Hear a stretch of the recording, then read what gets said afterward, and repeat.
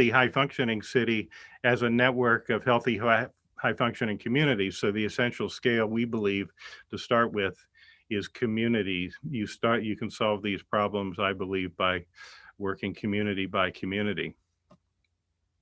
And I believe that if we do this properly, we can simultaneously address what I think are three of the grand challenges: public health, global warming, and equity. And you could add jobs in there. We can start with climate.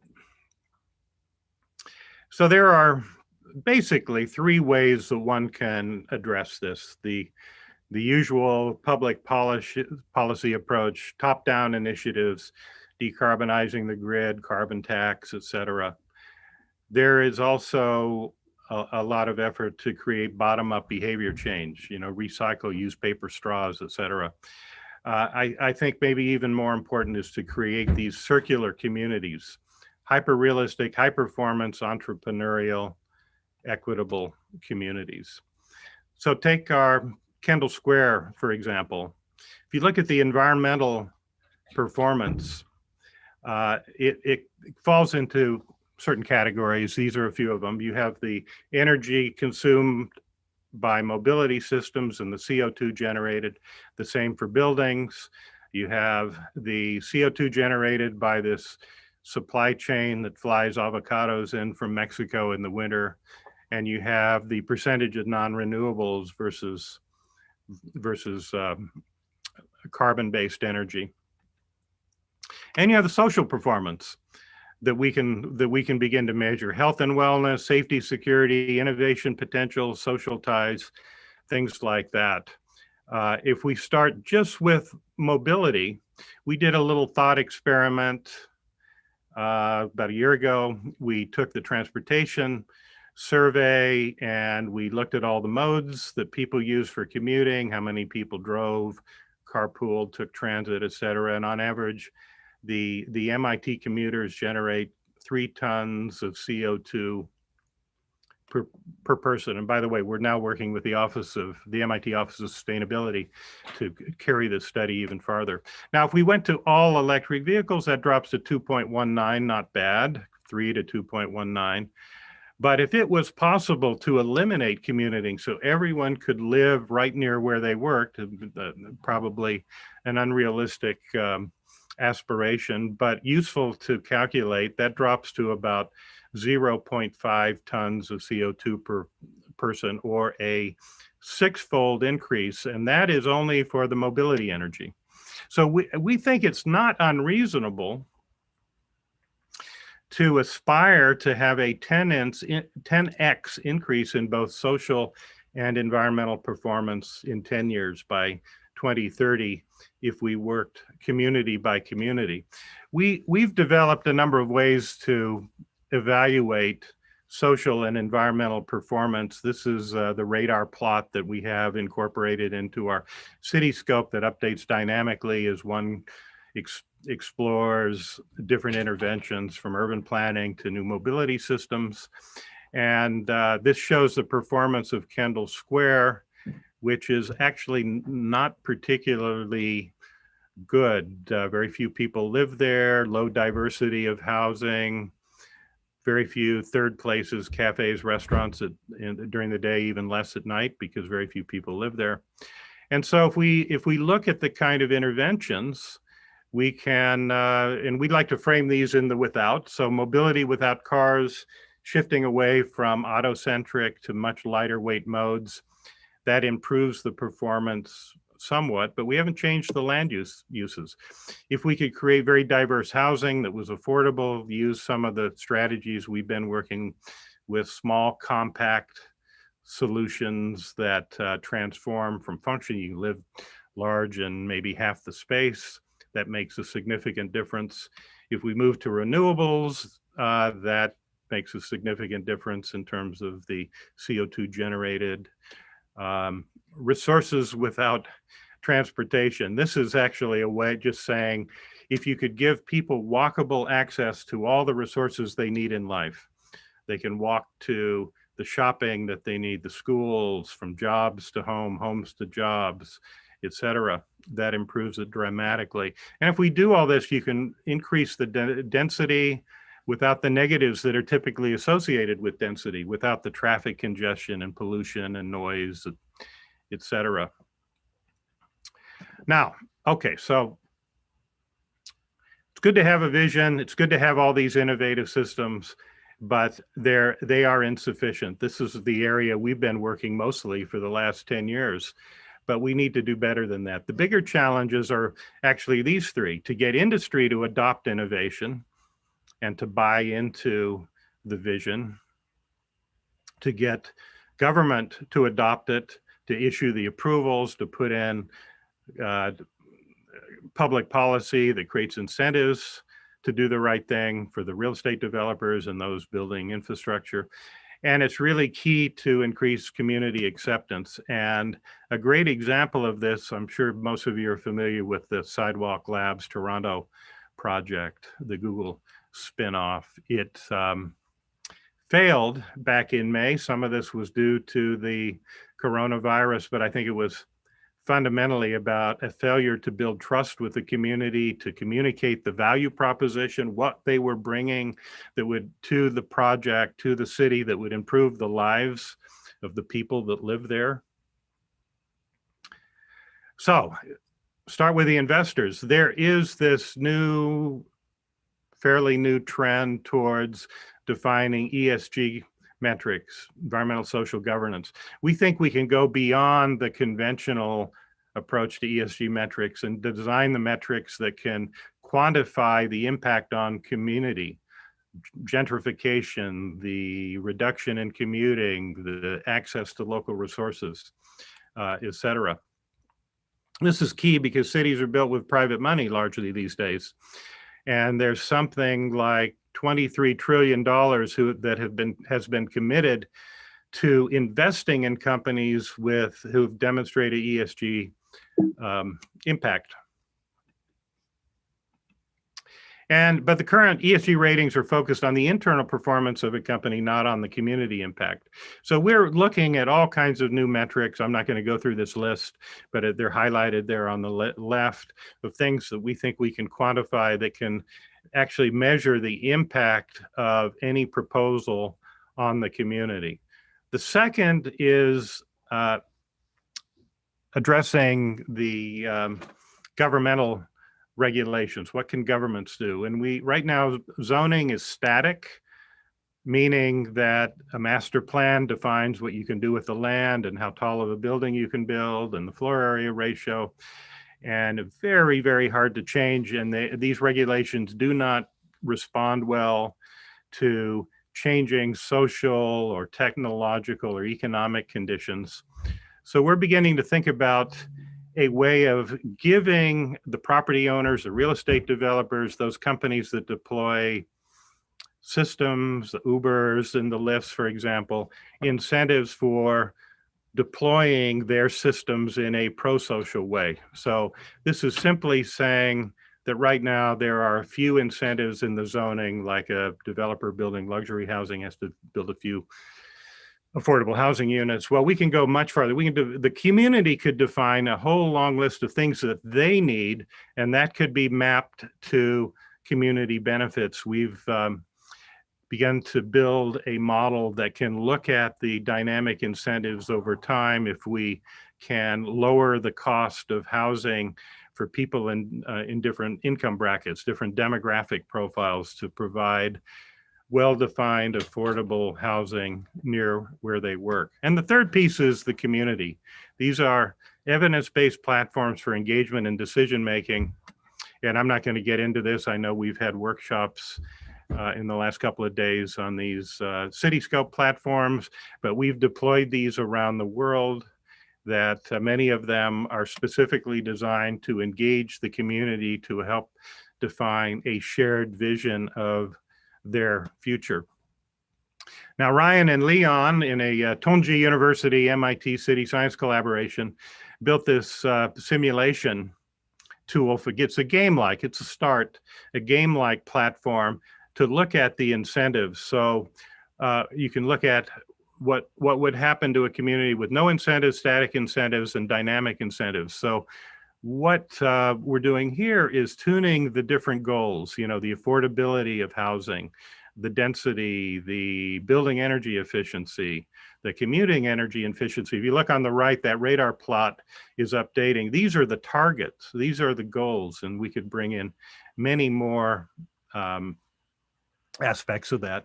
Then you run a simulation, and everybody in the workshop the other day could play with this tool. It was a little bit of a competition to see who could score the best. So now you're looking at the commuting into the district and the commuting out, and one can then look at the different metrics on the right. So what happens to the diversity of the population, or the distance commuted, or the residential energy consumption, or how does that impact in this holistic view that can be revealed on the radar plot, the social and economic performance of that community. So in order to achieve this, there are many, many areas we need to work on. First of all, we have to think about settlement patterns, urban planning. We can use design algorithms. We need to have really good simulations of these proposed intervention, energy modeling, data analytics, AI decision support, interface design, and a few of the things we'll talk about today: computational law and smart contracts, so you don't have to have bureaucrats enforcing these more complex incentives, public ledgers, incentive design, mutual organizations, local token economies. So with that, I would like to turn it over to John for his thoughts. John, you're muted. Yep, I'm off. Thank you, Ken. I'd like to share my screen here. And let's see if I can do that. Make sure I've got, find my screen here.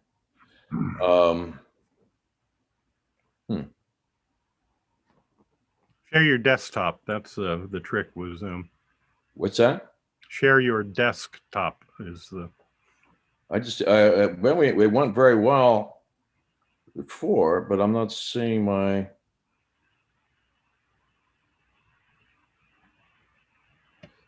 Presentation here. Let me see. Oh, here it is. Okay, here we go. All right. Well, I would like to pick up.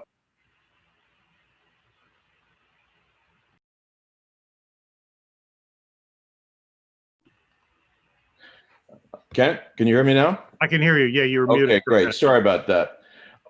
So it's a privilege to be a part of this workshop and to follow up on some of the points that Kent was making. And what I'd like to do is focus on how do you design resilient, what I call living communities, and how you can generate and retain and leverage the value within the community, keep it in the community. So I'm referencing some of the work that I've been doing on some of the last points that Kent was making, that, okay, how do you create the right set of incentives, and how do you enable a community to define itself and be able to preserve and express its own particular values. And so what I would like to do is start with a sort of defining predicaments, not dissimilar with what Kent was saying, and really sort of provide a set of provocations and how I think that we might approach this and deal with some of these issues. Now, Kent mentioned carbon change, the climate change. We have a lot of techniques that are really not working. Carbon caps don't work yet. We also have global inequities and then we have the whole trickle down. It's just trickle up, it's not trickle down. There's a recent article that was done in the Scientific American by a mathematician at Tufts, basically arguing that free markets are algorithms for inequality. And it basically is saying the natural inclination of wealth is to flow upward, so that the natural wealth distribution in a free market economy is one of complete oligarchy. It is only redistribution that sets limits on the inequality. So we have some real problems in terms of how we traditionally approach these. And as we're going forward, I think you're seeing that it can reference the whole idea of we're on the most depression levels, but you also have a restructuring of debt. You have an enormous amount of debt that's building up. And consumer debt, mortgage foreclosures, I mean, and real challenges to major cities, particularly, say, New York is really underwater in a way that you haven't seen since the 1970s. So at some point, you're going to have a restructuring of debt. Who does it? Who benefits from that? Is it going to lead to more extreme inequities, or are there ways in which communities can participate that and the value can be more equitably shared? But in fact, in the negative is we're also infecting, killing the planet. We're creating a set of circumstances reducing life rather than generating life. And so I think, that this is one really has to look at free market solutions as a viable way of dealing with this or not, because the problem is that you create externalities. Those externalities are inequities. So the externalities are climate change, and you really have a notion of a private sector that's chartered to extract value and distribute it to its shareholders. And it's really incentivized to avoid any kind of, and circumvent any kind of restrictions. And as a result, then you have the public sector is supposed to step in and basically sort of redistribute the benefits and compensate for the externalities, the negative externalities. And often what happens is these public sectors, even private sectors, become captured to particular interests, and they're not doing their job. So if we look at climate change, the fact is that there are not yet effective means by which to create the appropriate incentives to not create these negative externalities. So how do we create something? How do we create a new kind of firm, a new way of organizing ourselves to generate value that doesn't create these externalities? And my model that I'm looking at and that I'm very interested in is this whole idea of how do you create animate living systems that are generative and not extractive. And they're symbiotic in the sense that natural systems are symbiotic, and they are able to, rather than generate externalities, actually capture them and build out towards certain goals that the community wants. Another point here is that the concept of a firm, we think about it, it's a legal document. It's subject to certain laws, and it exists in a textual form that people then interpret. Now we're moving more towards computational, algorithmic contracts, that kind of thing. But there may be, and this is sort of the provocation I'm having, is proposing, is that why don't you think of creating a living entity that itself is like an organism, and it is dynamically stable. The little diagram there to the right, some work basically nested what they call Markov changes, but it chains, and it's certain kinds of organisms that are embedded in one another that live in a mutual reinforcing way. And so hence design a new kind of firm for a community, generating value for a community. And this is like the mutual organization. It's to the benefit of the community. It's not to the benefit of extraction. So the other point I think is really important is that we really need to design systems that are of nature, they're constant in nature, they're not adversarial to nature systems. So hence this idea of a living firm. And there's been a lot of thinking about this, and how do you go from mechanical systems to living systems? What's the difference between a mechanical system and a living system? And mechanical systems are basically our economies already thought of as sort of came out of a concepts of free market economy, and our whole industrial ways of organizing yourself are basically based on the physics of the Enlightenment, sort of 18th century physics. So you have energy dissipation, disorder, and death. Basically, that's the law of thermodynamics affects a mechanical system. Living systems are quite different. They're not what they call non-equilibrium stable, steady stable systems. And they preserve and repeat certain relations among the states that keep them alive. And when they're within those boundaries, they thrive.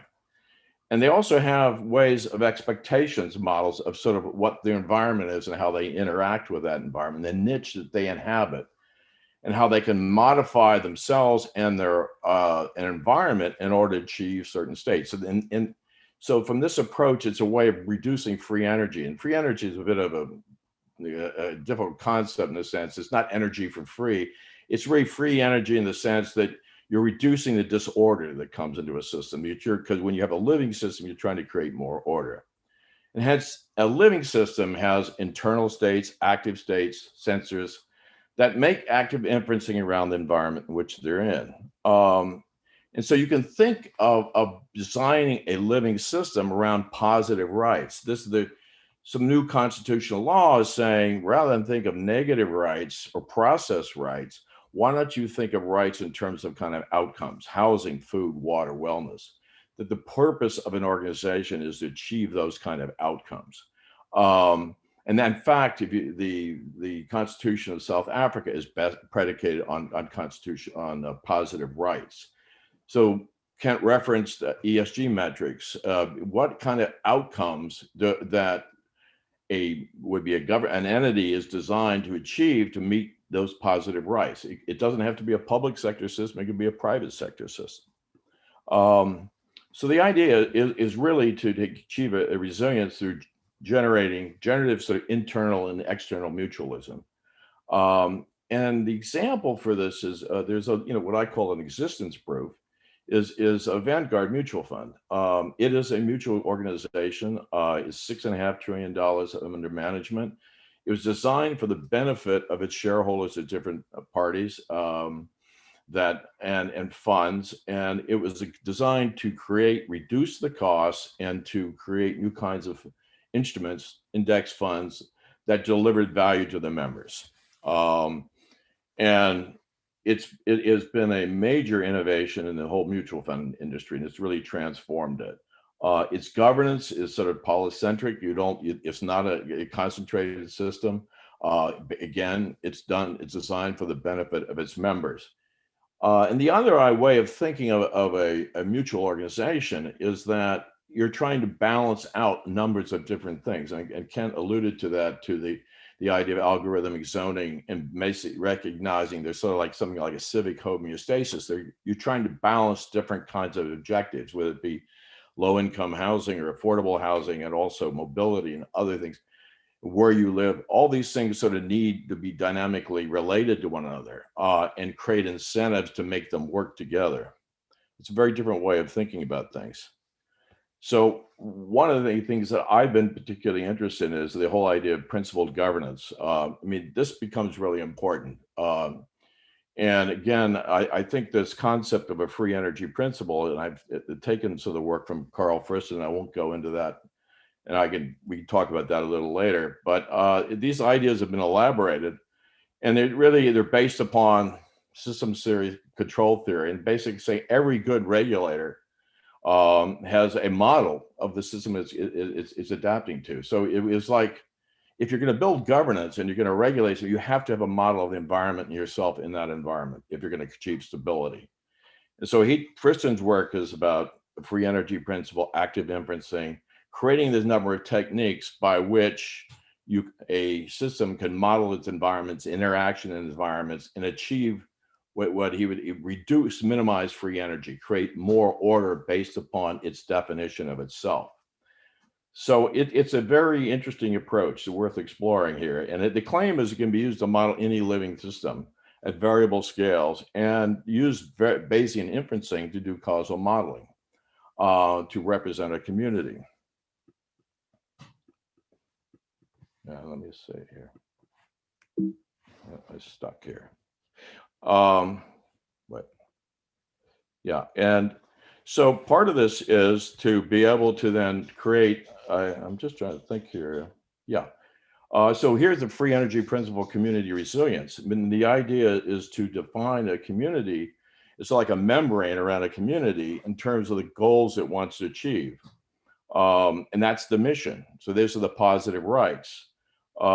And you want to identify the current and ideal states of that community. You want to be able to describe how it currently functions and then where you want it to go. This is very similar to what's Kent presented in terms of the Cityscope model.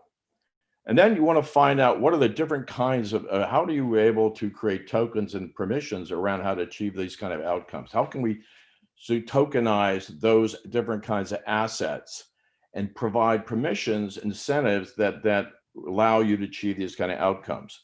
So you can have different notions of appreciation rights, liquidation rights, conversion rights, different kinds of access to different kinds of assets in the community. All these things are possible using tokens that are basically mimicking the capital structure of traditional organizations, but actually digitizing them. And then you use the good regulator notion concept of how to govern the allocation and rights to these different kinds of tokens. And so, again, this resonates with another chart that Kent had, is the tokens for incentivizing and securing resilience. You really want to create the flow and the liquidity around these things to achieve these kinds of outcomes, and do it in a principled way. And one of the things that we've been working on is the concept of a new notion of a firm, as we call Reflexive Mutual LLC, which is a kind of legal and financial structure that is designed for the benefit of the community, that where the community owns the assets, and you're able to take outside money and then retokenize and allocate it and pay it off and build up asset value within the firm. So it's like a living organism. It's not like a mechanical organism. And the other opportunity here is in an area is to create digital models. So this whole idea, when you move into a digital representation, then you can create your digital twins, and you can create these living replicas of a community life. It's not just the buildings themselves, it's the flows, it's how they interact. It's what Kent calls a social performance. And you can start testing alternative worlds so that the community can have a sense of what the outcomes are being, what the costs and what the benefits are achieving for them. So that, I'll leave it with that. These are the provocations, and I'll hand it over to Sandy. Thank you.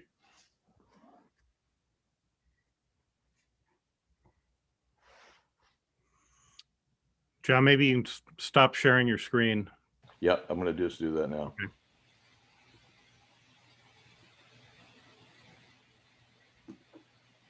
Good. So I want to take that, which is sort of like the big picture, and hopefully make it a little more pedestrian and hopefully a little concrete, I think, is the way I would think about it. So let's see if we can get this all to roll. Okay. That should be the screen. So I run a group called Connection Science. It lives next to Kent's group about city science. And we think about data. We think about governance. There's a website there. We also run an alliance of law schools called law.mit.edu to sort of think about the sort of things that John was talking about in terms of the governance. And we help people like the World Bank, Australia, Colombia, Inter-American Development Bank actually implement programs. And we work with MasterCard and Intuit and Swisscom and so forth, and to do some of these. And the sort of projects that we do, we just helped the government of Switzerland spin up a thing called Swiss Trust Chain, which is the infrastructure for managing some of the things that we're talking about. It's a blockchain system for handling digital assets. And we did the same thing for Fidelity Management to minimize their customers' exposure to cyber attack and give them more control over their data. So it's actually building these sorts of systems at scale in production. We don't build them, we help people build them. And this comes as part of what I call, and various people call, the data revolution. It seems a little pretentious, but that's what the UN Secretary General decided to call it. And I'm going to follow his lead. So many years ago, I was privileged to lead the discussion at Davos that led the GDPR. John was part of that for a while and so forth. So it was giving people these sort of basic rights to own data, rights, not that you own it in the sense that you own money, but that you have the right to have a copy of it, to dispose of it, things like that. And now what you see all over the world is people are having data protection regulations that are mirrors in one way or other of GDPR. And that's the basic element of bringing a new type of capital into the hands of citizens. So the new capital is data about them. And if you think about it, how can you imagine a city or a community doing anything without knowing about the situation, without knowing the outfacts? So the fact that data is held by too few hands, be it government or Google, means that communities are disempowered. They're not able to act because they don't know what their situation is. And a first step towards this, we began to develop a number of country scale experiments to ask what would happen if communities took control of their data, if it was available from telcos, banks, cell phones, government, what could they do? And it turns out you can do enormous things in terms of mapping poverty, week by week, inequality, proclivity towards crime, proclivity towards violence. And I was able to get these built into the UN Sustainable Development Goals, where I'm on the board of directors for the global partnership there. So these notions of ESGs, the sort of metrics or things that Kent and John talked about, have gotten a little bit of a bad name because there's all these commercial versions which are frankly smoke and mirrors, right? But there's also real versions based on real science that are being deployed. And I also now work with, for instance, the OECD, the World Economic Forum and stuff, who are beginning to refine these ideas and make these universal standards, at least in more of the progressive nations around the world. So there's stuff that actually works and is beginning to roll out. And I'll show you a little of that. The core, I think, to think about these things is that communities need to know how they're connected to the rest of the city and their environment. And so we're all familiar with census data, how many people live here, what's the average income. But it's actually difficult to know where do people work? What sorts of jobs do they work in? Where do they shop? What do they tend to buy in different places? And these flows of data of people are really very much like census data. They're not individual level data. There's no privacy concern here. But what it tells you is how the community is connected to the rest of the city. And communities can actually know this either through survey data or through their techniques that we've developed and others developed to actually automatically extract this from cell phones, from your credit cards, etc., for you, not for somebody else, right? So that the community can begin to understand its connections. And what ends up happening is that if you look at those connections, it turns out they're enormously information bearing. So for instance, we've been able to demonstrate on every continent on Earth that has people, not Antarctica, that you can accurately map pockets of poverty, of inequality. You can plan transportation systems dramatically better than they are today. You can guide investment in infrastructure, electricity infrastructure, et cetera. And importantly, you can do public health because, of course, disease follows people. People's behavior indicates public health outcomes and so forth. So it's really quite an amazing thing that this one sort of addition to census data, which is the embedding of the community in its surround through the flows between the community and the rest of the city or the rest of the country, is so indicative of social conditions. And we've been able to use this in a variety of ways. So for instance, we have a large project in Australia where we're looking at economic growth. We're trying to help some of the neighborhoods come back after the pandemic, after the fires that they had. And one of the principal things is that the diversity of stores or the diversity of people is an enormously powerful predictor of year-on-year economic growth.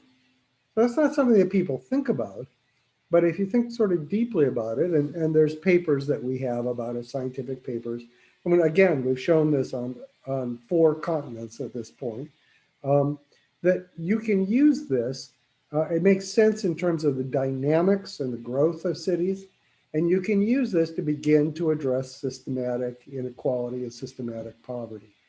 So for instance, what we've been able to show in several continents is that you can use this to predict sales for stores that don't exist. So think about that for a moment.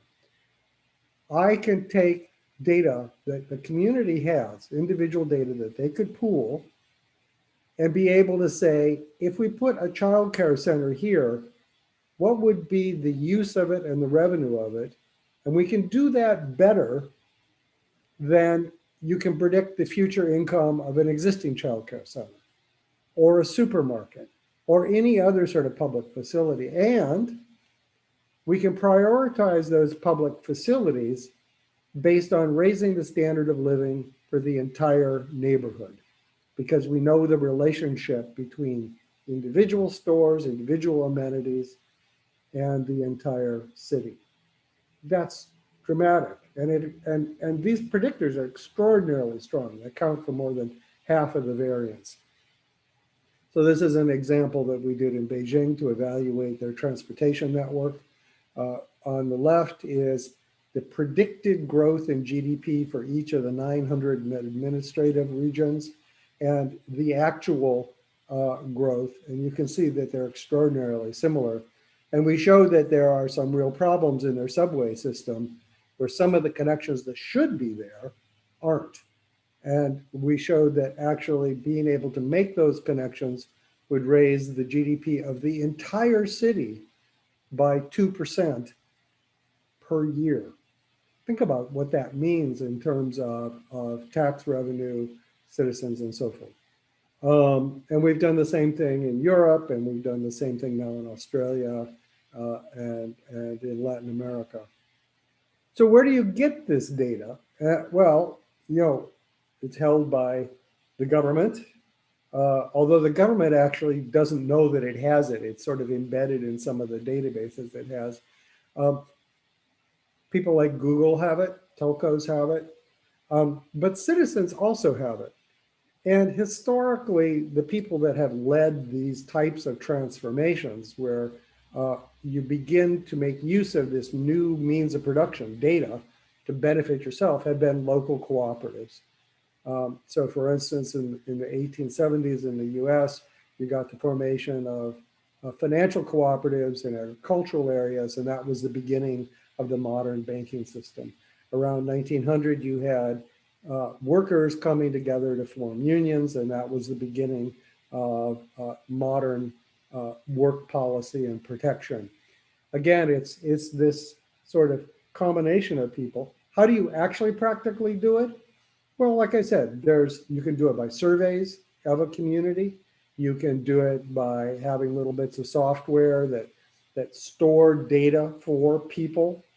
So not giving away the data, just being able to put it in a community organization where people can look at some of these things.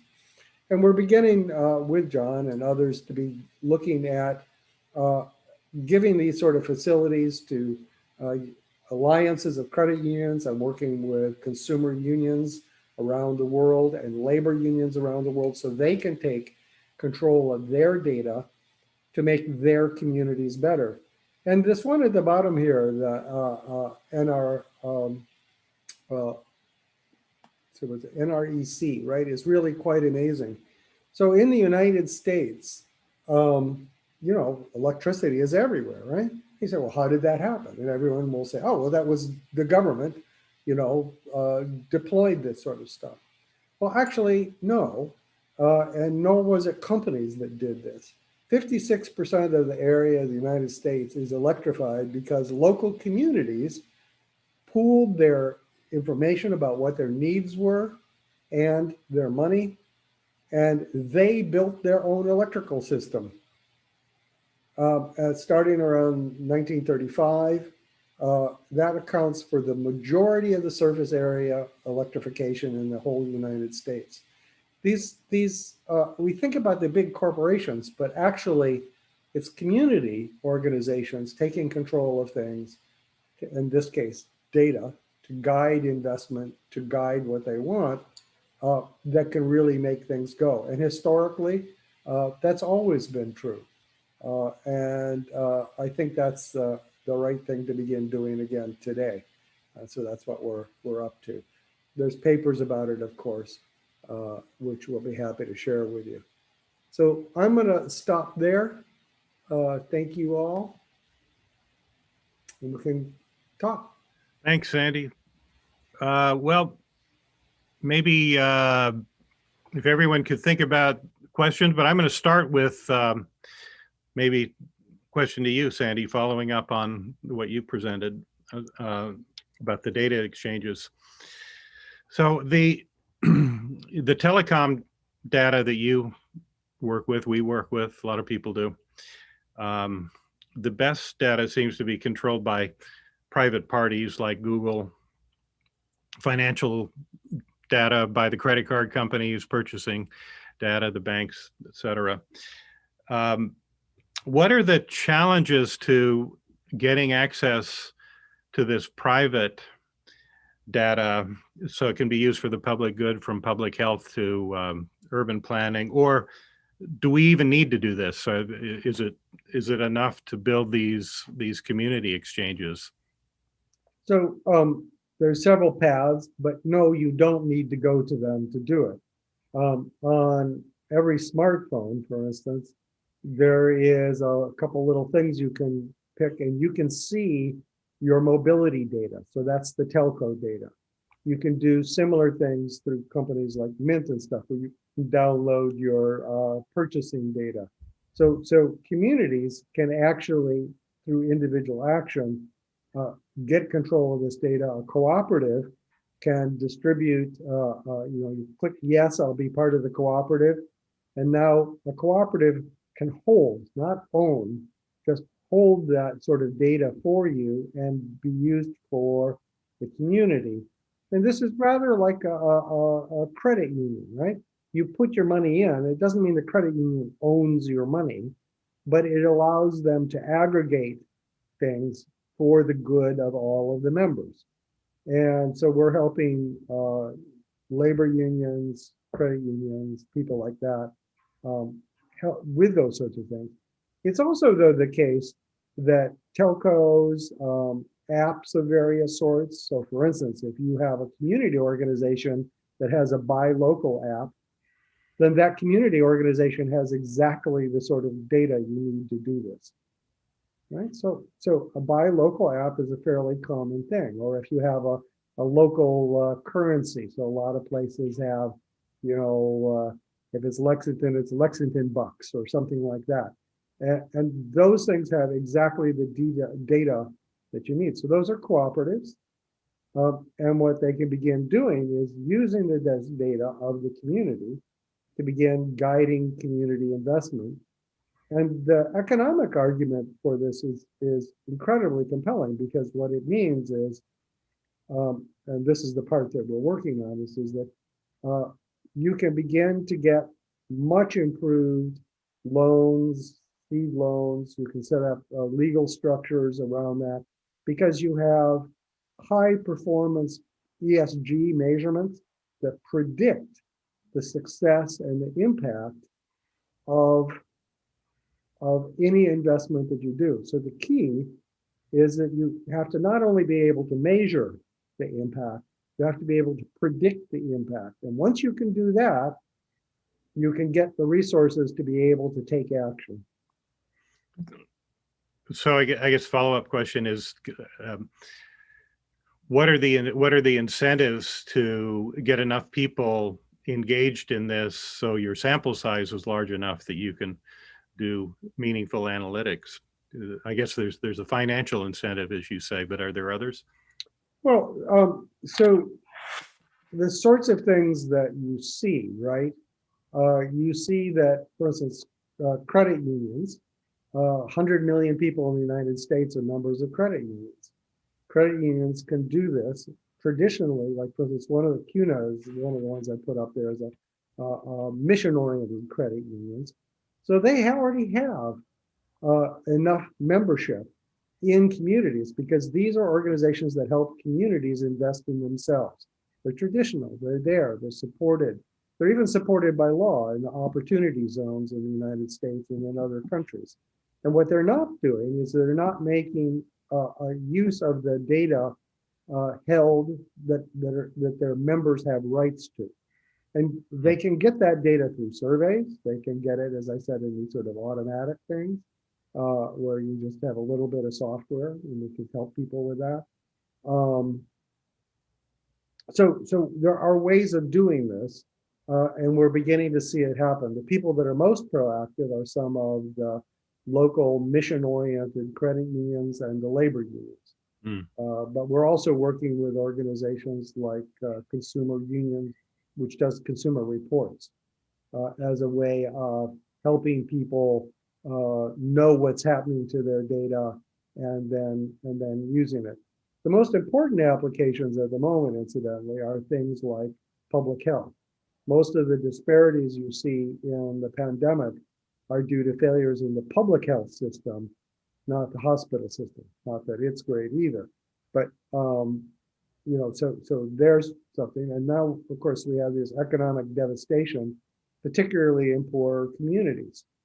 How do you guide investment, reinvestment in those communities so that the people in the communities end up owning the infrastructure, not the big guys who are already rich?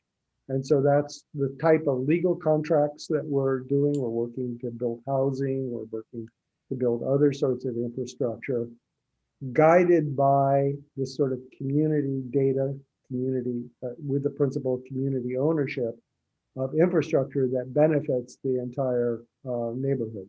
Mm-hmm.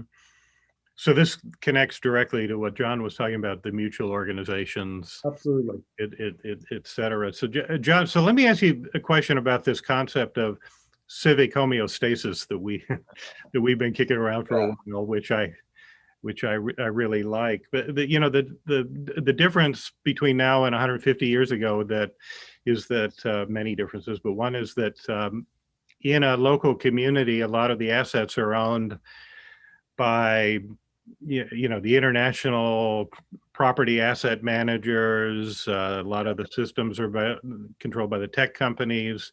You have the retail chains, et cetera, and it's really an extractive model. Exactly. And it's not designed to keep wealth in the community. So what are the challenges of countering, or maybe harnessing, it would be better, these powerful forces to keep wealth in the community? Well, I think Sandy put his finger on it. I mean, there's the idea of setting these mutual organizations and co-ops, and when you look at electrical co-ops, you have agricultural co-ops. There is a basis of a legal ownership structure by which the benefits can accrue to the members, and that's why I referenced the Vanguard. And I really think that if it's not to be, and this is the point I was trying to make, is this whole idea of extracting value out. How do you capture it within the community, then leverage it to create, reduce the cost of credit, reduce the interest rates, to reduce risk? And you can use that by, as Sandy was saying, getting the data. And what you want to do is create a set of incentives, basically, to take outside fiat capital, convert it into basically multi-valued community capital. This is the idea of homeostasis. Is in homeostasis in living systems. You can't. It's not a winner take all. It's like, oh, the brain's going to win. No, it's got the lung. You've got to balance a whole set of interacting nested systems that are interdependent with one another, and then you've got to be able to interact with the environment and raise the constantly evolve it in such a way that it raises the opportunities and increases the outcome. This is why I think the ESG metrics are so important. As you mentioned, there's like $23 trillion on the sidelines. if you can have better metrics and show certain kinds of outcomes and sort of combinational value creation, which I think you can, and you get the data and you can mitigate the risk, I think you're going to attract the outside capital, pay off the outcome, and then retain sort of the differential to build up assets within the community, reserves in the community. And I do think you need to denominate that in your own local currency. You have to develop your own reserves. And then you can have interoperability between different kinds of communities. But it's important for the community to act as its own bank. And that's why, again, the credit unions are such an interesting opportunity to do this. They're chartered to do it. I mean, they tend to be a little bit behind the wave, but if they know they're going to have to go through digital transformation, so they're setting up digital wallets, and with that is the data that comes with it. So I think there's a real leverage point there that's going to be quite powerful. Mm-hmm. So one thing is that we've been talking with there's an association of city mayors for the entire United States. I remember talking with the president of that, and there are organizations to sort of balance all of these competing interests already to sort of make the homeostasis that you're talking about. But most of them are a little sad because it's sort of low energy because they don't have a concrete way of doing projects and there isn't really sufficient funding behind them. Right. But they could easily be activated if there were real investments, real projects, real plan for renovation based on community data. They would be happy to jump in and help trade off the balances, make sure that the connections are there, and so forth. Yeah, I think that just to that point, you're starting to see new kind of financial instruments be designed for that. So it's not just green bonds, but there can be resilience bonds. And the PNB Paribou is you get a reduced interest rate if you hit certain ESG metrics. And I think that's sort of the beginning. If they can get their returns and they can have that set of benefits, then you can start to attract capital within the cities, because you have all these infrastructural problems going on, and the public finance does not look like it's not going to be sufficient to do it. And you also have the issue of debt and that restructuring debt, that if it's not done right, then it's just going to accentuate the inequities in the society. You're going to have the Mnuchin's coming in, buying up cheap debt, then housing, and then leveraging it, and people going out on the street. But if the community can do that and build it up as a community asset, I think then we're on our way to a more equitable society. Right, but it's essential you have good metrics. You know what your goals are. And I think, Sandy, you mentioned I don't know if I can't remember if you're talking about ESG or SDG. I want everybody to make sure so ESG is the environmental social governance metrics that are typically used by investors, and the SDG are the sustainable development goals developed by UN Habitat. I think, Sandy, you called them smoke and mirrors. Most of the ones, why is that? There's a really interesting, not the SDGs, but Right. Those are being implemented by national statistical offices around the world. They're serious people. But there's an interesting article by Roberto Rigobon about ESGs, and it's sad. Essentially, they have no predictive power, and there's several of them. They contradict each other almost completely. And so the commercial ones that are out there are just not worthwhile. I should mention, actually, I forgot to do this, is that I have a new book on this sort of concrete investment strategy. It's called Building a New Economy, MIT Press. So just Google New Economy Pentland and you'll find it. And it sort of talks about some of the issues in doing this and governance and law stuff too. Mm-hmm. So do you buy into our premise that we need to take these metrics that are more internally focused on the performance of a company and develop more holistic Absolutely. community performance metrics? Absolutely. And what's interesting is that For instance, the OECD, the Association of Rich Countries, is actually putting together those sorts of metrics right now. World Economic Forum just released a proposal for what those are, which is sort of the largest companies in the world. The audit companies, so the Ernst and Young, Deloitte, etc., just released their version of this for auditing. I mean, so everybody is sort of as part of the G20 discussions.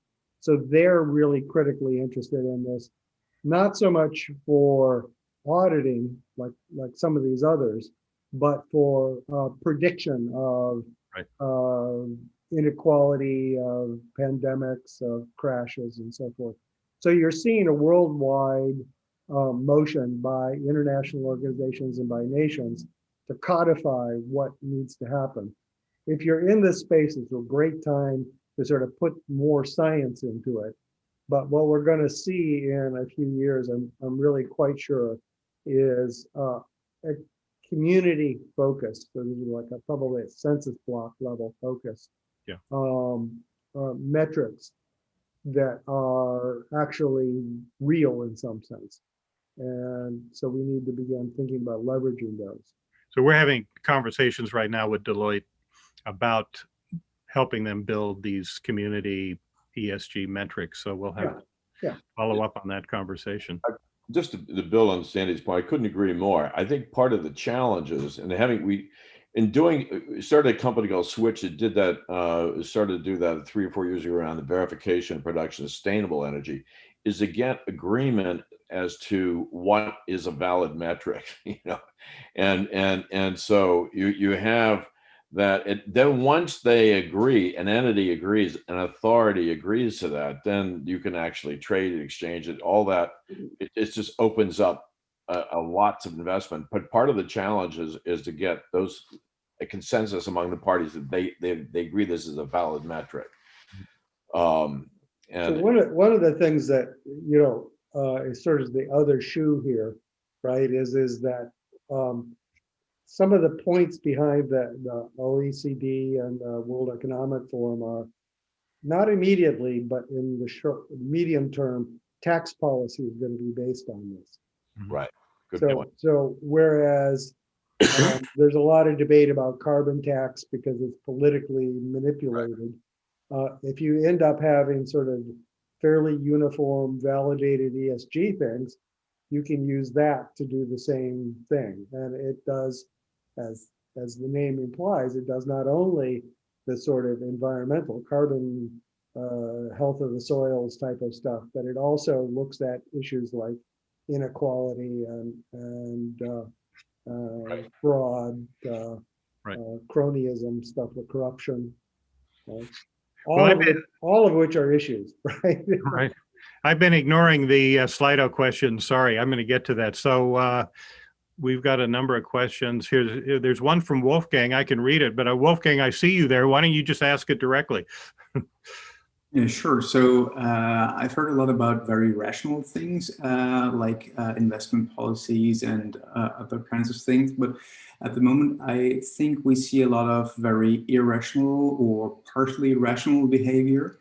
And my question on that, how could we actually convince people who are behaving quite irrationally to follow these directions? Just think about obesity. People know eating fries is not very healthy. They do it anyways.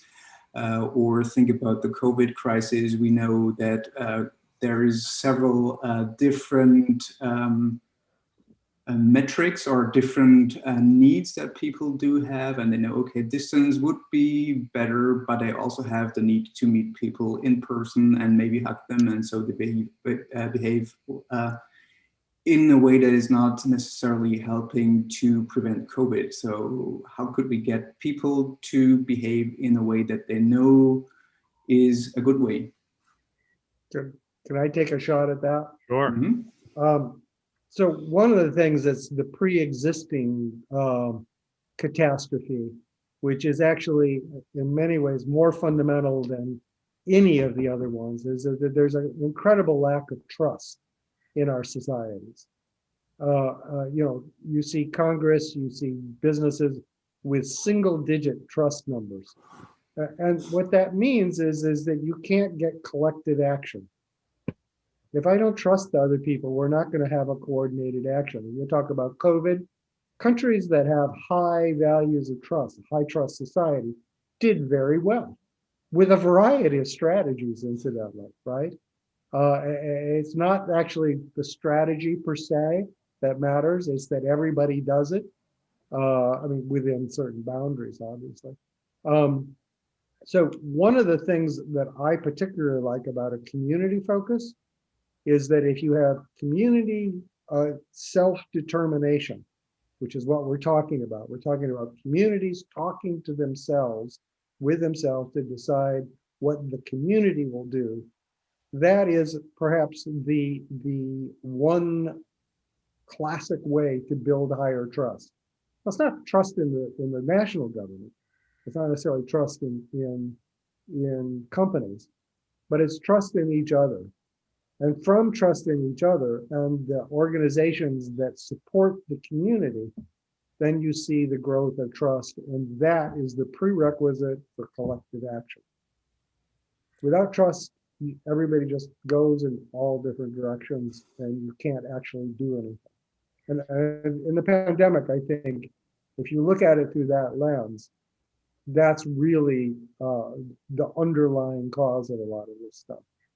And trust seems to increase the closer to community one gets. Trust at the national levels less than the state level, which is less than the local community level. So that I think that argues for starting with at the scale of the community. Absolutely.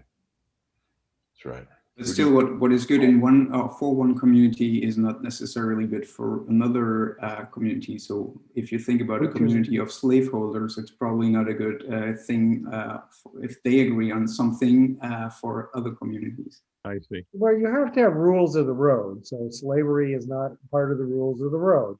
But different communities, in fact, are different. I mean, just central rules are stupid. It's just like appalling that I see it. It's one of the things I'm most sort of passionate about. Different communities have different needs. They have different needs for schooling. They have different needs for public health. And they have to feel like they have self-determination before they're going to cooperate. I mean, just, it's almost sort of on the face of it true. And so what that suggests is a community level organization with learning among communities for best practice. Mm-hmm. Obviously, there has to be rules of the road. You don't allow slave trade, you don't allow abuse of children. There's many things that are sort of agreed upon to be part of this network of communities. What my community wants is probably quite different what other communities want. And that's because our circumstances are very different, physically different. I see a question here from Joanna. Do you want to ask this directly? Yeah, thank you. I was wondering because the city twin was mentioned by John Clippinger, and I was thinking about, can you bring citizen cooperation into the concept of such city twins? And do you think it is possible to make such a concept or such a tool an instrument that is working bottom up? Yeah, I thank you for the question. I very much believe that. And I think that what you're starting to see, particularly among the other generation, is the ability to create these 3D environments and gaming environments that start to simulate reality. Unity, which is one of the largest gaming platforms, which supports Niantic, who did Pokemon Go, they are now developing. There's a whole effort there to allow people to start to build models of their communities. And I think that for the next generation, that's going to be a more natural way of interacting. And the question then is, what's the fidelity of the model? What the opportunities that people have to explore different kind of options, have an augmented reality experience of a particular outcome? And I think the fidelity of the model is going to get closer and closer to life. I mean, if you've seen the Microsoft flight simulators, what they've been the new product, I mean, it's very, very lifelike, and that's only a trend that's going to continue. So the most impressive example I've seen is something that Kent did. So in Hamburg, I mean, that's incredible what you did with refugees in Hamburg. Maybe you want to mention that. Yeah, and I think there's some people on the call from Germany who are very familiar with that. But yeah, but that was for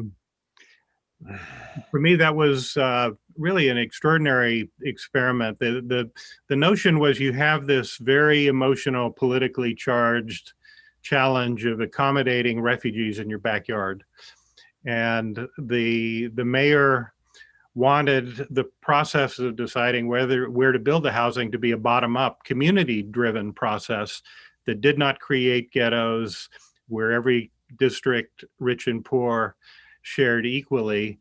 And the typical community engagement process with an open mic where there's a presentation by some authority from the city or an urban planner, whatever, and people stand up at a mic is a completely dysfunctional process. It just brings out, I think, the worst of the process. The people that object show up to oppose, and the people that support usually sit quietly or don't even come to the meeting. But in this process, if people, the premise was, the hypothesis, that if you build a platform where people could creatively engage in the process, could make decisions, it was evidence-based. When there was a proposal, they could immediately see the feedback, that it would change the whole dynamic. And I think that really gave us confidence that you could create a new type of community-driven process to create, to first of all, come together and agree on a shared vision of the future, and then in a much more data-driven process, make informed decisions about how to achieve that future.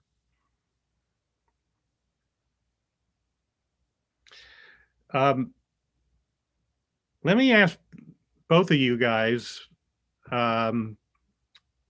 about all the new technologies that people are talking about, that and what the role might be in this. We have the computational law projects, Andy, you're involved with, smart contracts, IoT, blockchain, genetic algorithms, generative design strategies, on and on. All these things are quite hot at a place like MIT. How can we deploy these, or which of these should we focus on to create the kind of communities that we're discussing? Well, there's a lot of different things out there. They have different time frames, but one of the ones is the sort of blockchain system. So the government of China has a pilot system like that I think is 150 million people. The government of Singapore, and particularly Temasek, their large sovereign wealth fund, are busy deploying one for all sorts of city functions and commerce functions.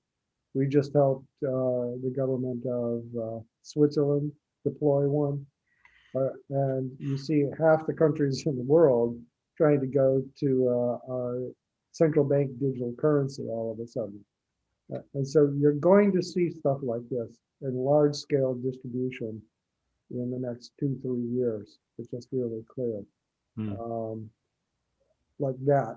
Along with that, you're seeing really the sort of increased digitization of everything, which is IoT, things that will claim to be 5G. I think those are much less important than the platforms and the governance of those platforms. Computational law is a particularly interesting one, because law has been, when you set up a company or when you do anything, an enormous amount of cost is spent on getting the lawyers to agree, and that's upfront cost. So it's the worst sort of friction. And what's happening is you're seeing finally a lot of standard laws becoming semi-automated, not fully automated.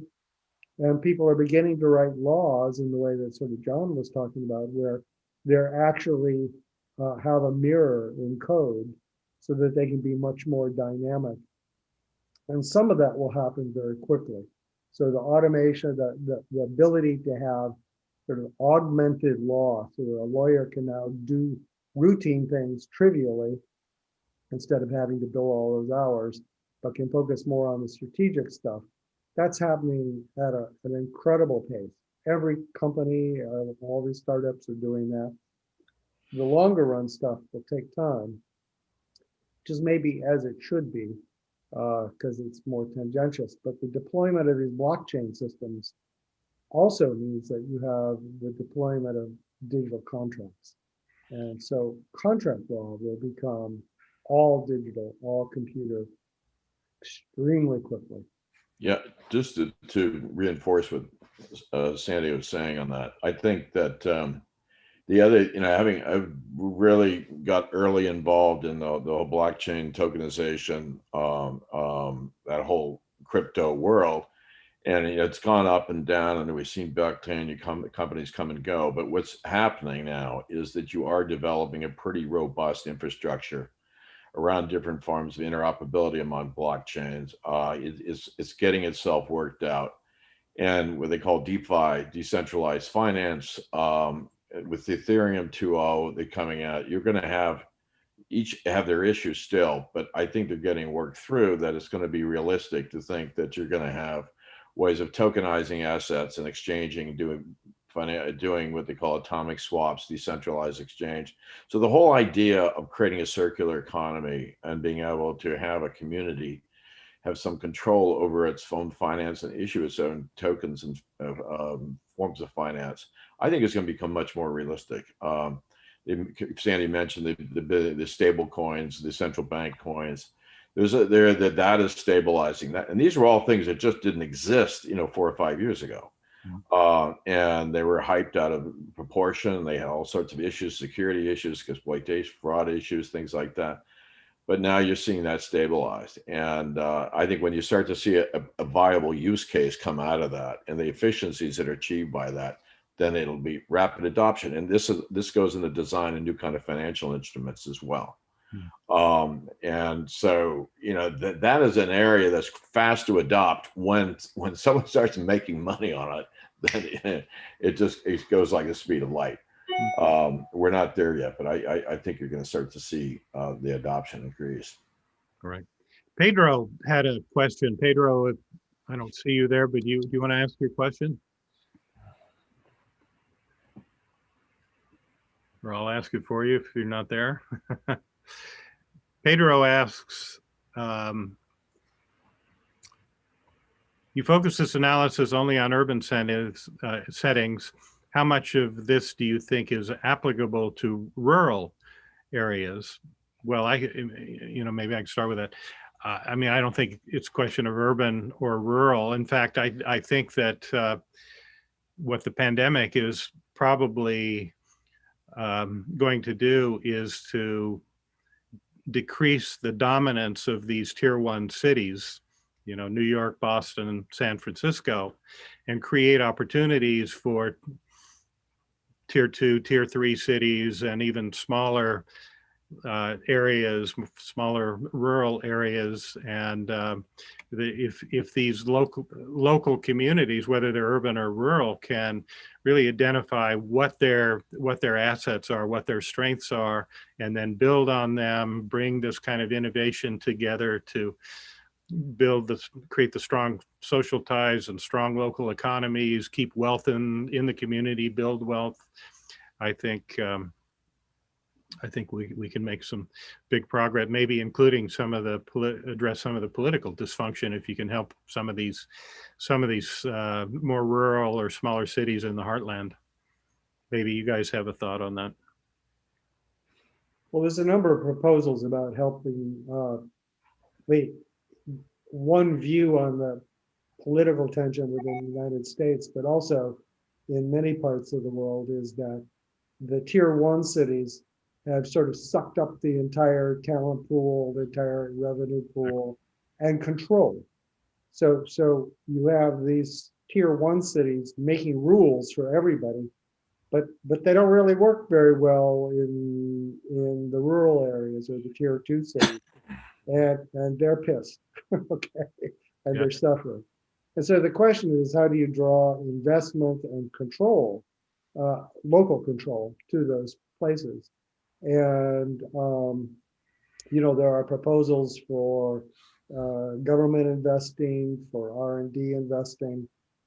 The thing, unfortunately, that drives tier one cities is the same thing that drives Google and Facebook. It's these network effects and winner-take-all effects. If you live in a big tier one city, you have opportunities that people just don't, because you know people, you have trust with people, you can be introduced to people in ways that just aren't possible other places. Pandemic, of course, has upped the use of things like Zoom, and that makes it better. But interestingly, Zoom sucks for innovation. You can't meet and get to know other people very easily at all. And of course, that's the key to opportunity is that you meet the new guy, you have a new relationship, you see the new opportunity. So I think that it may, I hope it has a good effect for the tier two and tier three cities. But I think we need to really focus on them in a way that we haven't. Yeah. Anyone else out there have a question? Just speak up. Well, there's one more here in well, a couple more in Slido. This is an interesting one. Luis asks, should we build ideal communities and let people come, or should we enhance communities where the people are, where the demand exists today? So what do you think about that, John? I think that's a great question. I think it's a combination, actually. I don't think the one has to be excluded. I mean, I think that you need to deal with existing communities and how they can. I mean, communities have been really adversely affected. I mean, how can you transform them? But then there are the opportunities and to experiment with new kind of communities, invite people into it. And how that's done becomes really important. And what constitutes an ideal community is a very itself open to debate, right? They're going to have lots of views on that. But I think what's interesting in looking historically in the U.S. is that just during. Is when you looked at the movement west, and particularly, you never believe it, Indiana was a place of major innovation because people, and there was like New Harmony was set up in Indiana, is where the notion of a co-op was invented. And it was an attempt to deal with the challenge of bringing in slave states and people experimenting with new forms of organization. And so it proliferated in innovation in that way. And I think we need to do the same. I think, to have that Well, I think that the question is wrong. It says we do this for communities. That's oh yeah, we elites are going to tell you guys how to live. Yeah. Suck it up, boys and girls. We're just going to order you around. No. I think the communities have to decide what to do, and we have to make resources available to them on some sort of term that integrates into the rest of society and respects rules of the road, basic rights and stuff like that. But it's the communities that have to be empowered, because otherwise they're not going to be building trust. They're not going to be building the capacity for collective action. I agree with it, but there are also these intentional communities. This is what I refer to as in the history of the U.S. This is the settlement. You had these little community. They went from one place to another, and they had an ideal notion of how to organize themselves. And it wasn't so much an elite telling them what to do, but they were experimenting in new ideas how to organize themselves, and they were able to do it in a space that was relatively unconstrained. I mean, I agree with you. The premise of the question is skewed, but I think that there is this idea of people reinventing themselves in the new kinds of intentional communities, and you have the opportunity to do that now in a way you never before, particularly in a digital imagination. And then do you want to realize that in an actual instance? Yeah, there are some success stories if you go look back in history that the intentionally created, ideal kind of utopian communities, but most of them were failures. And look to Asia today. Look at these the smart cities that were built, sort of with these grand aspirations. Most of them are terrible places to live. Top down. They're very top down. They're not designed to accommodate change and for the communities to get involved and to build on the local creativity and skills. So I think you have to be very careful. But yeah, that makes Sandy's point, I think. Yeah. I think so. Yeah. So we end at 10:30, right? We got like 2 minutes. Okay. And so I think we have time for one more question. And this is probably for Sandy. Uh-oh. How can we collect data in developing countries and communities where not every member has even access to a smartphone or the internet? Where do we start? Well, first of all, in almost all places on Earth, people have at least feature phones. But like for instance, we started a company called Empleo Listo, which was for day laborers. They worked with local cooperatives and primarily in Latin America with local churches to help day laborers have a little bit of a resume so that employers could choose people by SMS. And then the key was that the day laborer could rate the employer to know which guys were behaving correctly and vice versa. And what ended up happening is the day laborers built up a work resume, which got them permanent jobs over time. So that sort of cooperation with community organizations, perhaps through sort of enhanced by some of these digital means, seems to be a viable way forward. But you can always just do surveys, In some communities, it's the church. In some places, it's the community center. In some places, it's an existing co-op. And you just say, well, where do you work? Where do you shop? What do you buy there? Those sorts of questions, they're not like terribly personal. But if you accumulate those across the community, you can begin doing planning that's really spectacular. Okay, let me ask each of you to leave us with a final thought, put you on the spot.